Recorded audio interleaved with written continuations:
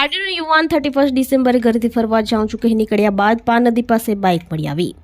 પાર્ટીનો યુવાન 31 ડિસેમ્બરે ઘરેથી ફરવા જાઉં છું કહી બાઇક લઈને નીકળ્યા બાદ પરત ન ફરતા પરિવારે શોધખોળ કરતા પા નદી કિનારે બાઇક મળી આવ્યા બાદ યુવાનની લાશ પા નદીમાંથી મળી આવી હતી।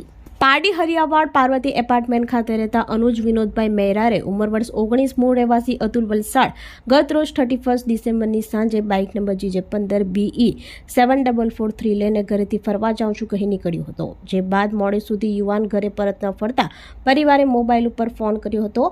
જો કે તેનો ફોન બંધ આવતા પરિવારે આસપાસ તપાસ કરી હતી, જ્યાં ચંદ્રપુર પાનદી કિનારે યુવાનની બાઇક મળી આવી હતી। જે બાદ ચંદ્રપુર તરવૈયાની ટીમે આજરોજ વહેલી સવારે શોધખોળ કરતા નદીમાંથી યુવાનની લાશ મળી આવી હતી। આ સમગ્ર ઘટનાની જાણ પારડી પોલીસ મથકે મૃતકના યુવાનના પિતા વિનોદભાઈએ ફરિયાદ નોંધાવી હતી અને યુવાનની લાશને પારડી સરકારી હોસ્પિટલ ખાતે PM અર્થે ખસેડી વધુ તપાસ પોલીસે હાથ ધરી હતી। જોકે યુવાનના મૃત્યુ પાછળનું કારણ અકબંધ રહ્યું હતું।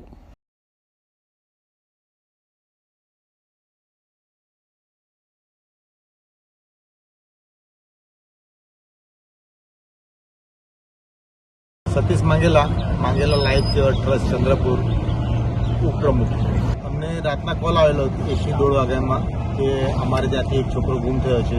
તેમના માટે મેં શોધખોળ કરી હતી રાતના, પણ અમને એ કોઈ શોધખોળમાં કંઈ હાથ ન ધર્યું હતું।